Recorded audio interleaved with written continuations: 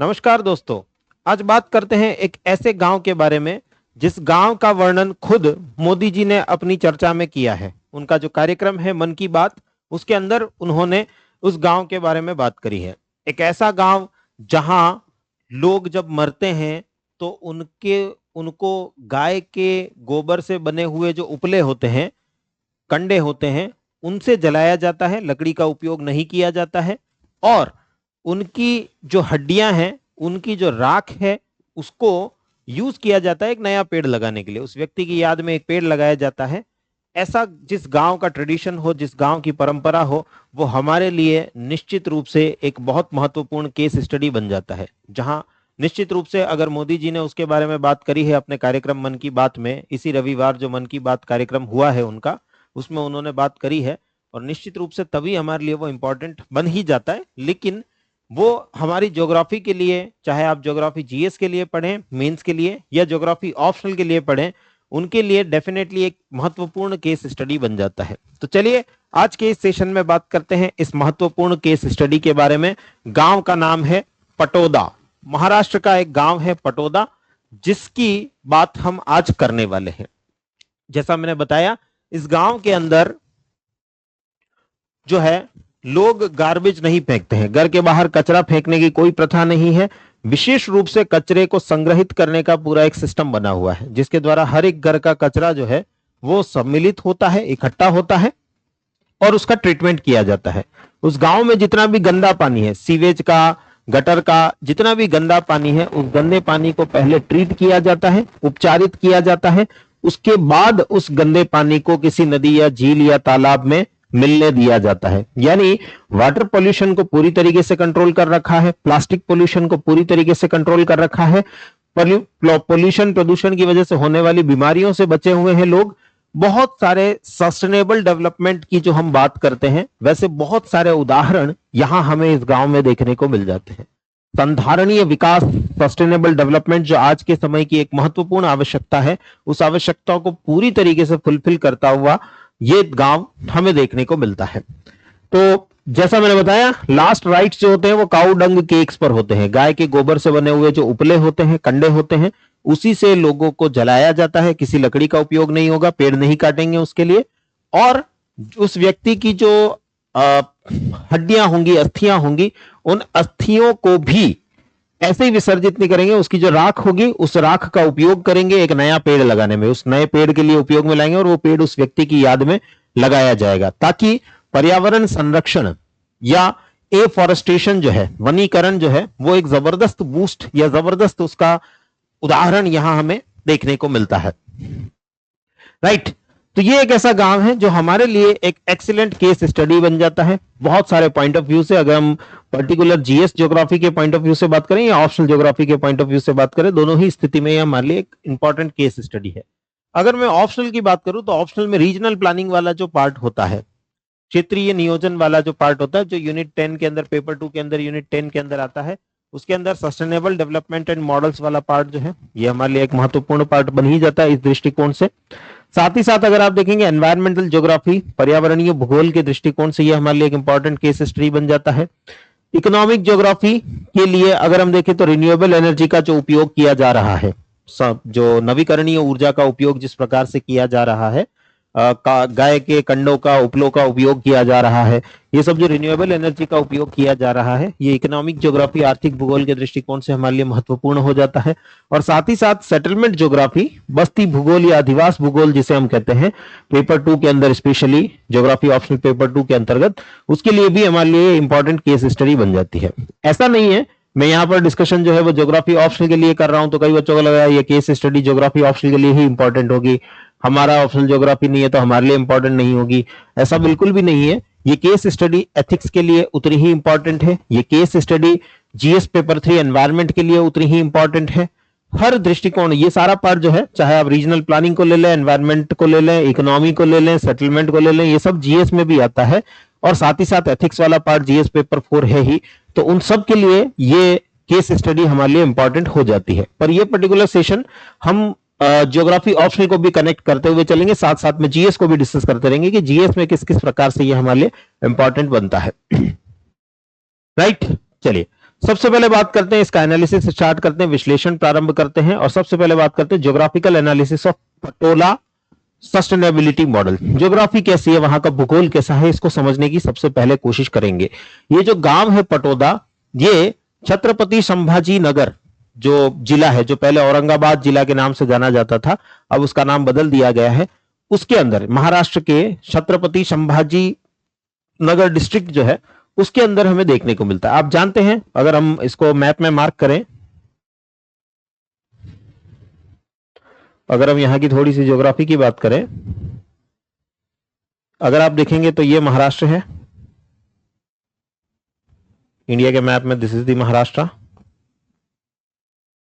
और महाराष्ट्र में इस जगह पर आप देखेंगे तो आपको, अगर आपके पास एटलस पुरानी है तो औरंगाबाद नाम से शहर मिल जाएगा, अगर आपके पास लेटेस्ट एटलस है तो इसका नाम छत्रपति संभाजी नगर नाम मिलेगा, शहर का नाम बदल दिया गया है अभी अभी। तो ये शहर आपको यहां देखने को मिलेगा, इसी का एक गांव है पटोदा गांव, इसी शहर का या इसी डिस्ट्रिक्ट का एक हिस्सा हमें देखने को मिलता है। आप जानते हैं, थोड़ी बहुत ज्योग्राफी अगर पढ़ी है, 6th 7th 8th की भी ज्योग्राफी पढ़ी है, 9th क्लास की ज्योग्राफी भी अगर पढ़ी है, तो आप जानते हैं कि ये पूरा हिस्सा जो आपको दिख रहा है that is the part of Deccan प्लेटू। इस तरफ वेस्टर्न घाट्स आ जाता है, इस तरफ ईस्टर्न घाट्स आ जाता है, और बीच वाला जो पूरा ये इन्वर्टेड ट्राइंगल जैसा एक उल्टे त्रिभुज जैसा जो हिस्सा में दिखाई देता है, that is known as peninsular Deccan plateau, Deccan का पठार। और खासतौर से महाराष्ट्र वाला हिस्सा जो है वो डेक्कन प्लेटू वाला पार्ट हमें देखने को मिलता है। ब्लैक सॉइल वाला रीजन है, काली मिट्टी वाला क्षेत्र है, और जो बेसाल्टिक टाइप की रॉक्स हैं तो काली मिट्टी वाला क्षेत्र है, जिसको हम रेगुर सॉइल के नाम से भी जानते हैं। साथ ही साथ अगर हम इस क्षेत्र को देखें तो इस जगह पर वेस्टर्न घाट्स आ जाता है, पश्चिमी घाट इस जगह पर देखने को मिलता है, ये इसके ईस्टर्न साइड में है, पूर्वी हिस्से में है। तो पूर्वी हिस्से में होने की वजह से ये कम बारिश गेन करता है, रेन शेडो जोन है, वृष्टि छाया क्षेत्र है, तो इस वजह से कंपैरेटिवली तुलनात्मक रूप से बारिश हमें कम देखने को मिलती है। अगर हम कॉपेन के क्लासिफिकेशन में जाएं तो ये बी, एस और एच कैटेगरी के अंदर हमें देखने को मिलता है।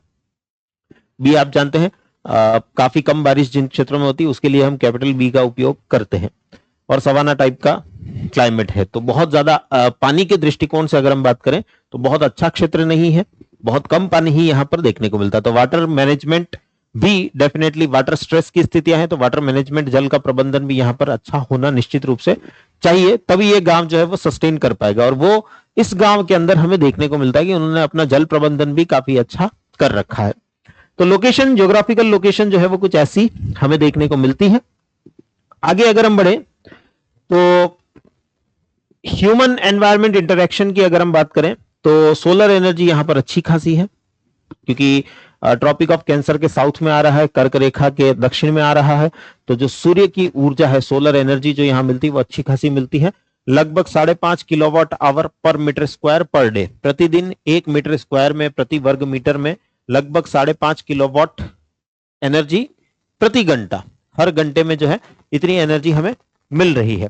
वाटर मैनेजमेंट जैसा मैंने आपको बताया, यहां पर बहुत ज्यादा सख्त जरूरत रहती है रेन वाटर हार्वेस्टिंग की, जो ये करते हैं ये लोग जो है वो वर्षा जल का संचयन करना ये पटोदा विलेज में किया जाता है।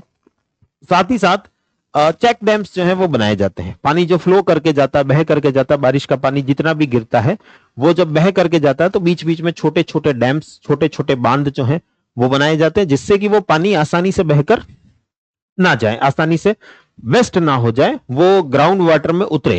अगर वो रुका रहेगा तो वो धीरे धीरे धीरे धीरे परकोलेट होकर के ग्राउंड वाटर में कन्वर्ट होगा, भूमिगत जल में कन्वर्ट होगा। अगर वो बह करके निकल जाएगा तो इरोजन तो करेगा ही, ग्राउंड वाटर रिचार्जिंग भी हमें नहीं देखने को मिलेगी। तो रेन वाटर हार्वेस्टिंग और चेक डैम्स की हेल्प से ग्राउंड वाटर रिचार्जिंग काफी ज्यादा यहां पर की जाती है। इसके अलावा जो एनर्जी का जो उपयोग है उसके मिटिगेशन मेजर्स की अगर हम बात करें, शमन के उपायों की अगर हम बात करें, तो बायोगैस के प्लांट्स का उपयोग यहां पर किया जाता है, जो कि ग्रीन हाउस गैसों का जो इफेक्ट है या ग्लोबल वार्मिंग में जो हमारा फॉसिल फ्यूल्स का जलने की वजह से जो योगदान है वो सब कम करने में काफी ज्यादा हेल्पफुल होता है। गाय का जो गोबर होता है, उसी गाय के गोबर को बायोगैस प्लांट के अंदर डाला जाता है, जिससे कि गैस क्रिएट होती है। जनरली उसका मेजर कंपोनेंट मीथेन होता है, उसी मीथेन को जलाकर फिर हमें एनर्जी वापस से मिलती है, उसको जलाएंगे, उस गैस को जलाएंगे तो बदले में हमें ऊष्मा मिलेगी, हीट मिलेगी, जिससे कि हमारा खाना बनाने का कार्यक्रम हो सकता है। तो बायोगैस प्लांट्स का उपयोग यहाँ पर काफी ज्यादा हमें देखने को मिलता है। गांव है तो गांव में कैटल्स होंगे ही, पशु होंगे ही, और पशुओं के गोबर का उपयोग ज्यादा से ज्यादा किया जा रहा है अपनी ऊर्जा की आवश्यकताओं को पूरा करने के लिए, एनर्जी रिक्वायरमेंट्स को फुलफिल करने के लिए। ये एक बेस्ट एग्जांपल बन जाता है एग्रो इकोलॉजी का। Agriculture plus ecology, agro ecology word जो है वो बात करता है कृषि पारिस्थितिकी। एग्रीकल्चर प्लस इकोलॉजी दोनों को जब कंबाइन किया जाता है, यानी हम पर्यावरण के बारे में भी सोच रहे हैं, साथ ही साथ हमारी एग्रीकल्चर की जो नीड्स हैं, हमें प्रोडक्शन तो करना पड़ेगा, इतनी सारी जनसंख्या है तो उसके लिए खिलाने के लिए उत्पादन तो करना पड़ेगा, लेकिन इस तरीके से करें कि इकोलॉजी और एग्रीकल्चर दोनों कनेक्ट हो जाएं, दोनों जुड़ जाएं, पर्यावरण पारिस्थितिकी भी बनी रहे और साथ ही साथ हमारी कृषि की आवश्यकताएं भी पूरी होती रहे। That is known as agro ecology. उसका उपयोग जबरदस्त किया जाता है। कैसे करेंगे? हम आज के समय में केमिकल फर्टिलाइजर्स का उपयोग करते हैं, इससे एनवायरमेंट पर या इकोलॉजी पर बहुत बुरा प्रभाव पड़ता है, पारिस्थितिकी पर बहुत बुरा प्रभाव पड़ता है। लेकिन अगर हम उसी की जगह जो ऑर्गेनिक कंपोस्ट होता है या जैविक खाद जिसे हम कहते हैं, वो जैविक खाद का उपयोग करें, गाय के गोबर से बना हुआ खाद जो है उसका उपयोग करें, जो केंचुए से बना हुआ खाद होता है, वर्मी कंपोस्ट जिसको कहा जाता है, केंचुए का खाद कहा जाता है, उसका उपयोग करें। ऐसे खाद का उपयोग करके हम काफी ज्यादा अपने पर्यावरण को बचा सकते हैं और खासतौर से इकोलॉजी को बचा सकते हैं। तो वो कार्यक्रम यहां पर अच्छा खासा चलता है, जहां पर कि केमिकल फर्टिलाइजर्स का उपयोग ना के बराबर होता है, रासायनिक उर्वरकों का उपयोग नहीं होता है, और जैविक उर्वरक जो हैं, बायो फर्टिलाइजर्स, उनका उपयोग मैक्सिमम किया जाता है ताकि सस्टेनेबिलिटी या संधारणीयता बनी रह सके। नेक्स्ट, अगर हम बात करें spatial planning and rural development की, लैंड यूज कैसे हो रहा है उसके अंदर भी अगर हम विशेष रूप से बात करें, लैंड यूज, भूमि का उपयोग किस प्रकार से हो रहा है, तो एग्रीकल्चर लैंड जो है यहाँ की, अगर हम एग्रीकल्चर लैंड को देखें तो ज्यादातर ड्रॉट रेजिस्टेंट क्रॉप्स का उपयोग यहाँ पर किया जाता है। जो ऐसी फसलें जिन पर की सूखे का प्रभाव कम होता है, ड्रॉट रेजिस्टेंट क्रॉप्स कहलाती है, हिंदी में सूखा प्रतिरोधी फसलों के नाम से जानते हैं। सूखा अगर पड़े, ड्रॉट की कंडीशंस अगर आए, तब भी कम पानी की स्थितियों को भी वो फसलें झेल लेती हैं। कुछ फसलें ऐसी होती हैं जिनको पानी की रिक्वायरमेंट जितनी है उतनी ही पूरी होनी चाहिए, उससे ज्यादा हो तो भी फसल बर्बाद हो जाती है, कम हो तब भी फसल बर्बाद हो जाती है, जैसे गेहूं होता है। लेकिन कुछ फसलें ऐसी होती है, जैसे मक्का हो गया, बहुत कम पानी मिला तब भी सस्टेन कर जाएगा, आपकी फसल पूरी तरीके से बर्बाद नहीं होगी, आपको कुछ तो प्रोडक्शन, कुछ तो उत्पादन मिल ही जाता है। तो ऐसी फसलों का उपयोग यहाँ पर किया जाता है। साथ ही साथ कॉमन लैंड से, ज्यादातर जो लैंड है, ज्यादातर जो जमीन है, भारत में एक बहुत बड़ी समस्या है the size of land holding, जोत का आकार। हर व्यक्ति के पास में, हर जो किसान है उसके पास में जोत का आकार बहुत छोटा आता है, क्योंकि भारत अगर हम देखें तो बाई लैंड एरिया या जमीन के क्षेत्रफल के अनुसार विश्व में 7वें नंबर पर आता है। हमारे पास सिर्फ और सिर्फ वर्ल्ड की 2.42% लैंड है, 2.42% जमीन है, लेकिन विश्व की लगभग 18% जनसंख्या हमारे यही रहती है, भारत में ही रहती है। फिलहाल विश्व की सबसे बड़ी population, by population we are the largest country, सबसे बड़ा देश है जनसंख्या के अनुसार। तो ऐसी स्थिति में प्रति व्यक्ति जो खेत आता है या प्रति व्यक्ति जो जमीन आती है, जोत आती है, वो बहुत छोटी आती, बहुत कम आती है। तो ऐसे में यहां ये लोग क्या करते हैं, साइज ऑफ लैंड होल्डिंग को बढ़ाने के लिए ज्यादातर जमीन को कॉमन लैंड के रूप में यूज करते हैं। ज्यादातर जमीन हम सब की है, हम सभी उसका उपयोग कर सकते हैं, गांव के सभी लोग जो हैं वो इसका उपयोग कर सकते हैं। तो वो कॉमन लैंड या सामान्य भूमि, सबकी साझा भूमि वाला कंसेप्ट यहां पर काफी ज्यादा है, जिससे कि ये लोग सोलर प्लांट्स लगा लेते हैं काफी जगहों पर। मैं मेरे ही खेत पे क्यों लगाऊं, सभी मिलकर के खेत, अपनी लंबी चौड़ी जो जमीन है उस पर लगा लेते हैं, उसका जो फायदा होगा वो सभी को मिलेगा। ऐसे ही ट्री प्लांटेशन जो किए जाते हैं, बीच बीच में पेड़ जो लगाए जाते हैं, वो सिर्फ मैं मेरे ही खेत में क्यों लगाऊं, गांव वाले सभी मिलकर के अपने अपने खेत में लगा रहे हैं तो उसका फायदा सभी को मिलेगा। ऐसे कुछ तरीके जिनको हम कॉमन लैंड्स कहते हैं या साझा भूमि उपयोग, वह साझा भूमि उपयोग यहां पर अच्छे तरीके से किया जाता है। साथ ही साथ सेटलमेंट पैटर्न की अगर हम बात करें तो कॉम्पैक्ट विलेज लेआउट है, जिससे कि एनर्जी डिस्ट्रीब्यूशन लॉसेस कम से कम हो पाते हैं। लोग ज्यादा पास पास रहते हैं, छोटा गांव है उसी में भी सभी लोग जो है वो ज्यादा पास पास में रहते हैं, बहुत ज्यादा दूर दूर डिस्ट्रीब्यूटेड वितरित रूप में नहीं रहते हैं। काफी ज्यादा पास होने से एनर्जी का जो डिस्ट्रीब्यूशन है वो ज्यादा अच्छे से हो पाता है, ऊर्जा का जो वितरण है सभी के बीच में ऊर्जा का वितरण ज्यादा बेहतर तरीके से हो पाता है। जैसे सोलर एनर्जी है, तो सोलर पावर प्लांट जहां लगे हुए खेतों में लगे हुए हैं, वहां से घरों तक बिजली पहुंचानी है, तो घर सभी एक ही जगह पर हैं, सभी लोगों के भले जितने ही लोग रह रहे हैं वो सभी एक ही जगह पर हैं, तो वहां से यहाँ एक ही जगह लाना पड़ेगा। अगर घर अलग अलग जगह होते तो उस बिजली को अलग अलग जगह डिस्ट्रीब्यूट करना पड़ता, जो अपने आप में अगर बिजली ज्यादा दूर दूर तक जाएगी, ट्रांसमिशन ज्यादा होगा तो लॉसेस भी ज्यादा होंगे। तो ऐसे में ट्रांसमिशन लॉस जो है वो कम से कम हमें यहां देखने को मिलता है। इसके अलावा डिसेंट्रलाइज्ड सिस्टम, विकेंद्रीकृत प्रणाली का उपयोग यहां पर किया जाता है। बायोगैस यूनिट्स जो हैं वो जगह जगह पर अलग अलग बना रखी है, डिसेंट्रलाइज कर रखी है। 2-4 घरों के लिए ये है, 2-4 घरों के लिए वो है, 2-4 घरों के लिए वो है, अलग अलग अलग अलग बना रखी है, जिससे कि इस एनर्जी का इलेक्ट्रिसिटी के लिए सब लोगों का साथ में होना फायदेमंद होता है, लेकिन बायोगैस के लिए अलग अलग 2-4 घरों के लिए अलग, 2-4 घरों के लिए अलग, ऐसे अलग अलग अलग बना रखे, तो उससे उन सबको डिस्ट्रीब्यूट करना, एनर्जी डिस्ट्रीब्यूट करना और ज्यादा इजी हो जाता है। राइट। इकोनॉमिक ज्योग्राफी से अगर हम इसका लिंक देखें, आर्थिक भूगोल से अगर हम इसका संबंध देखें, तो एनर्जी ट्रांजिशन जहां आप देखेंगे भारत के ज्यादातर गांव या इवन दैट बड़े शहर भी, जहां अभी भी फॉसिल फ्यूल पर, जैविक ईंधन पर अपनी रिलायंस उनका उसी पर है, अभी भी जो हमारा जो आधार है ऊर्जा की आवश्यकताओं की पूर्ति है, चाहे वो बिजली के रूप में ऊर्जा मिल रही हो या हमें ट्रांसपोर्टेशन के लिए एनर्जी चाहिए हो, हमें और किसी रूप में एनर्जी चाहिए, कोयला जलाते हैं या फिर पेट्रोल डीजल जलाते हैं या बिजली बना रहे हैं, तो भी उसमें ज्यादातर 70% आज भी फॉसिल फ्यूल्स का उपयोग हो रहा है। तो ऐसे में हम जहां पूरा भारत अगर हम देखें वो फॉसिल फ्यूल्स पर टिका हुआ है, यहां हम ट्रांजिशन कर रहे हैं, संक्रमण हो रहा है हमारा, हम रिन्यूएबल एनर्जी सोर्सेस की तरफ बढ़ रहे हैं। इस गांव में अगर आप देखेंगे तो ज्यादातर उपयोग हो रहा है कंडों का, जलाने के लिए अगर कुछ चाहिए तो गाय के गोबर के जो कंडे हैं, गाय को हम रोज खिलाते रहेंगे, गोबर हमें रोज मिलता रहेगा, हम उस गोबर का उपयोग कंडे बना करके रोज उसको जलाने में, अपनी ऊर्जा की आवश्यकताओं की पूर्ति करने में रोज उसका उपयोग करते रहेंगे। साथ ही साथ अगर हम देखें तो सोलर एनर्जी का उपयोग हो रहा है, जहां हम अभी भी इलेक्ट्रिसिटी जनरेशन के लिए कोयले पर डिपेंडेंट है, वहां ये गांव अपनी इलेक्ट्रिसिटी की आवश्यकताएं पूरी करने के लिए, ये पूरी तरीके से कार्बन न्यूट्रल गांव है। जिस गांव की हम बात कर रहे हैं, भारत जहां 2070 का टारगेट लेकर बैठा है कार्बन न्यूट्रल बनने का, वहां ये गांव अभी कार्बन न्यूट्रल का स्टेटस गेन कर चुका है, ऑलरेडी इसको ये स्टेटस मिल चुका है, ये कार्बन न्यूट्रल है। जितना कार्बन ये एमिट करते हैं उतना ही ये एब्जॉर्ब भी कर लेते हैं, अवशोषित भी कर लेते हैं। तो कार्बन न्यूट्रलिटी यहां पर ऑलरेडी आ चुकी है। कहां 2070 का टारगेट है, ये 2025 में अचीव कर चुके हैं। तो ऐसे में एनर्जी ट्रांजिशन जबरदस्त तरीके से हुआ है। फॉसिल फ्यूल्स पर जो ऊर्जा की आवश्यकताओं की पूर्ति करने पर जहां पूरा देश अभी भी रुका हुआ, टिका हुआ है, वहां ये लोग रिन्यूएबल एनर्जी पर शिफ्ट हो चुके हैं, ऑलरेडी इनकी शिफ्टिंग हो चुकी है, जिसको हम जस्ट ट्रांजिशन थियरी कहते हैं। जस्ट ट्रांजिशन इनका हो चुका, ऑलरेडी हो चुका है। बाकी पूरा देश अभी ट्रांजिशन कर रहा है, लेकिन ये ऑलरेडी कर चुके हैं। इसके अलावा सर्कुलर इकोनॉमी का भी ये एक एग्जाम्पल बन जाता है, जहां पर रिसाइकलिंग जबरदस्त तरीके से हो रही है। अर्बन रूरल वेस्ट जो है, शहरों से निकलने वाला जो वेस्ट है, गांव से निकलने वाला जो वेस्ट है, वहां पर अभी स्टडीज चल रही है, कैसे इसको कम किया जाए, क्या किया जाए। इन्होंने ऑलरेडी इसको अचीव करके दिखा दिया है।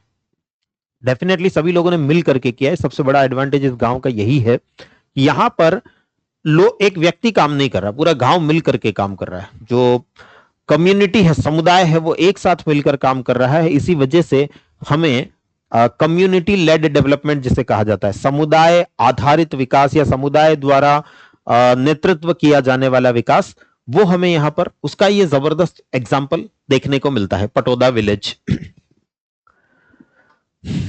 अगर हम इसको थियोरेटिकल कनेक्शंस देखें, जो हम थियरीज पढ़ते हैं, ये पर्टिकुलर पार्ट ज्योग्राफी ऑप्शनल वालों के लिए ही है, बाकी जो कुछ हमने पढ़ा वो जीएस वालों के लिए भी है, लेकिन ये पर्टिकुलर थियरी वाला पार्ट, ये थियरीज आप जो है जीएस में नहीं पढ़ते, ज्योग्राफी ऑप्शनल के अंदर पढ़ी जाती है।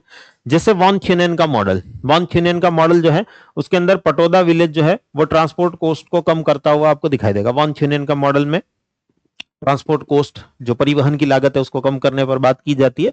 तो ये ऑलरेडी उस ट्रांसपोर्टेशन कॉस्ट को, परिवहन की लागत को कम करता हुआ हमें देखने को मिलता है। दूसरा अगर हम देखें, ट्रेजेडी ऑफ कॉमन्स, बेसिकली ये सबसे बड़ी बात यहां पर यही है कि सभी लोग साझे में काम कर रहे हैं, कॉमन वे में काम कर रहे हैं। ये खेत किसी एक व्यक्ति का नहीं है, पूरे गांव का है। ये खेत भी किसी एक व्यक्ति का नहीं है, पूरे गांव का है। तो सभी लोग हर जमीन को, हर घर को अपना घर, अपनी जमीन समझ करके काम कर रहे हैं। इस वजह से कम्युनिटी का जो फायदा है, जो एडवांटेज है, वो यहां पर मिल रहा है। साथ ही साथ कभी कभी जो डिसएडवांटेजेस होते हैं, वो डिसएडवांटेज किसी एक व्यक्ति को नहीं झेलना पड़ता, सभी के बीच में डिस्ट्रीब्यूट हो जाते हैं। कभी किसी प्रकार के लॉसेस भी होते हैं तो सभी के बीच में डिस्ट्रीब्यूट हो जाते हैं। तो साझे में, कॉमन्स में सारा काम यहां पर चल रहा है। सस्टेनेबल डेवलपमेंट गोल्स की अगर हम बात करें तो जो यूनाइटेड नेशंस के द्वारा निर्धारित सस्टेनेबल डेवलपमेंट गोल्स हैं, जो 2030 के लिए निर्धारित है, उसमें अगर आप देखेंगे एसडीजी 7 जो है, जो कि अफोर्डेबल एनर्जी की बात करता है, सस्ती ऊर्जा की बात करता है, वो यहां पर पूरी होती हुई दिखाई देती है। एसडीजी 11 जो है, जो सस्टेनेबल सिटीज एंड कम्युनिटीज की बात करता है, टिकाऊ शहर और समुदाय की बात करता है, उसको ये पूरा करता हुआ दिखाई देता है। एंड एसडीजी 13 क्लाइमेट एक्शन जो है, उसको, जलवायु कार्यवाही को पूरा करता हुआ ये हमें देखने को मिलता है।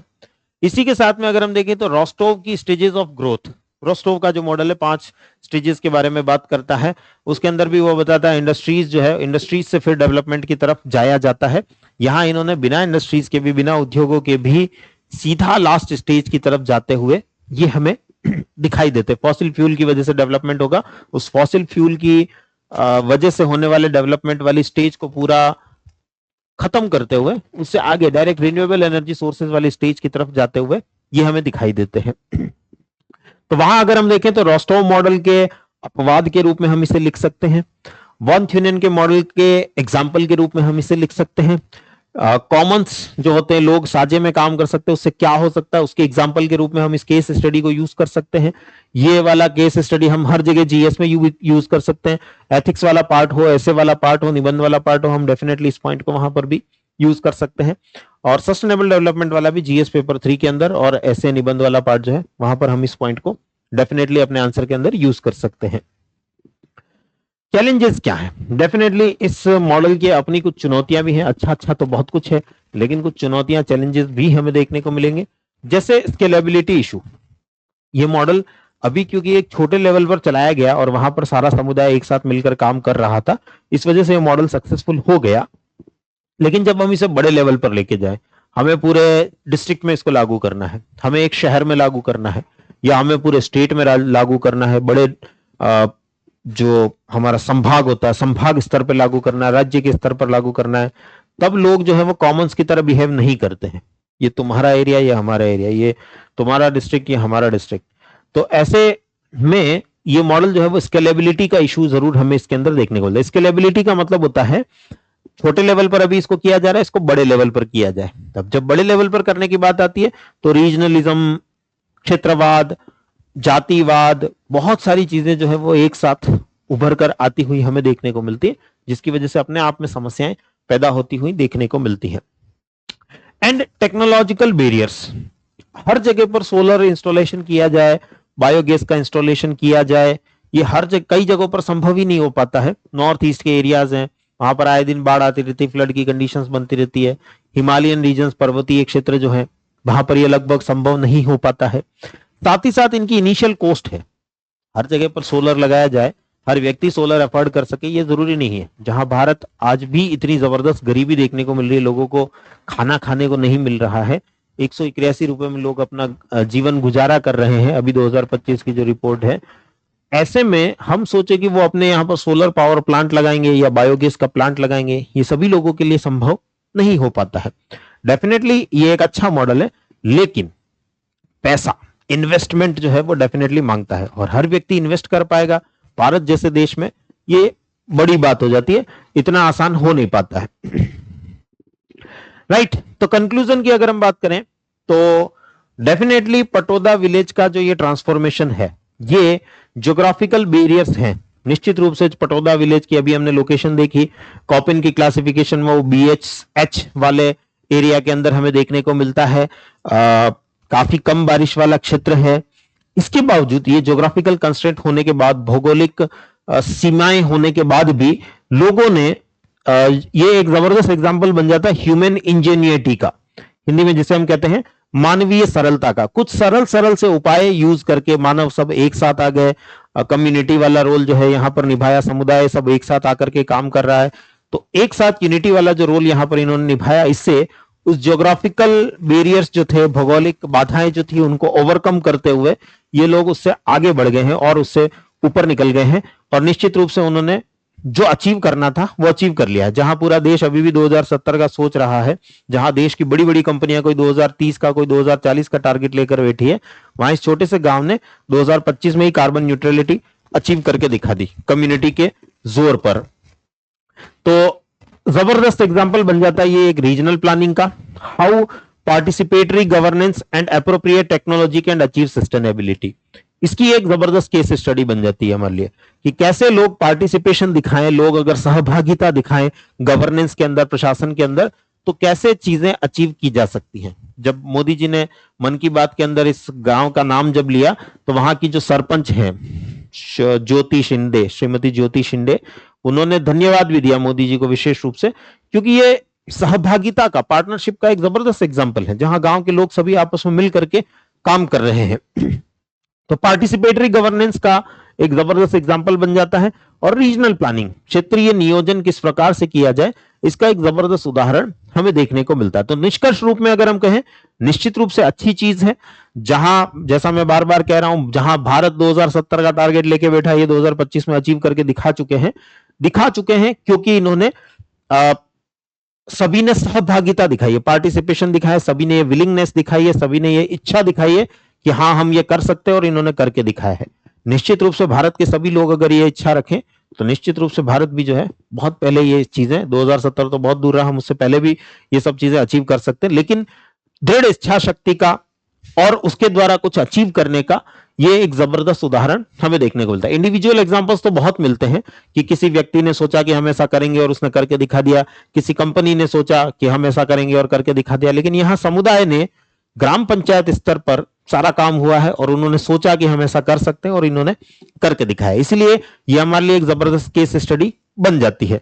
ये डेफिनेटली जीएस पेपर 2 के अंतर्गत पंचायती राज वाला जो पार्ट होता है, उसके लिए भी एक जबरदस्त केस स्टडी है कि पंचायती राज संस्थाएं किस प्रकार से किसी गांव का कायाकल्प कर सकती है, किस प्रकार से किसी गांव को और बेहतर बना सकती है, अगर सभी समुदाय के साथ जुड़ के कम्युनिटी लेड डेवलपमेंट को अगर अडॉप्ट करें, तो किस प्रकार से बेहतर रिजल्ट हमें देखने को मिल सकते हैं। राइट, क्वेश्चंस की अगर हम बात करें, यहां से किस प्रकार के क्वेश्चन हमारे सामने हो सकते हैं। अगर हम ऐसे में बात करें या नॉर्मल कोई भी आंसर क्वेश्चन जो है जीएस के अंदर अगर हम देखें, तो community led ecological practices can redefine rural sustainability in India, discuss with reference to Patoda village. हो सकता है नाम ना भी लिखे, तभी ये क्वेश्चन हमारे सामने हो सकता है आप देखें इसी 2025 का जो मेंस होने वाला है, उसके अंदर ऐसा एक क्वेश्चन आपको देखने को मिले। 15 मार्क्स का क्वेश्चन, 250 वर्ड्स का क्वेश्चन ये आपको देखने को मिला। हिंदी में कहूं तो, समुदाय द्वारा संचालित पारिस्थितिकी प्रथाएं भारत में ग्रामीण स्थिरता को पुनः परिभाषित कर सकती हैं, पटोदा गांव के संदर्भ में चर्चा करें। ऐसा एक क्वेश्चन आपके सामने मेंस में हो सकता है। Analyse the role of special planning in achieving carbon neutrality, citing examples. अगर हम कार्बन तटस्थता प्राप्त करने में स्थानिक नियोजन की भूमिका का विश्लेषण करें, अगर हम इसको देखें तो स्थानिक भूमिका की विश्लेषण करो और उदाहरण दो, साथ में कुछ उदाहरण जो है, एग्जांपल्स जो है वो भी यहाँ पर रखो। और डेफिनेटली वहां पर पटोदा विलेज एक जबरदस्त केस स्टडी एग्जांपल हमारे लिए बन जाता है, हम उसके बारे में निश्चित रूप से यहाँ लिख सकते हैं। केस स्टडी बेस्ड क्वेश्चन भी सीधा सीधा हो सकता है। How does Patoda's model reflect the principles of agro ecology in environmental geography. ये पर्टिकुलर एग्रो इकोलॉजी का क्वेश्चन है, निश्चित रूप से ऑप्शनल में भी बन सकता है एग्रो इकोलॉजी वाला क्वेश्चन।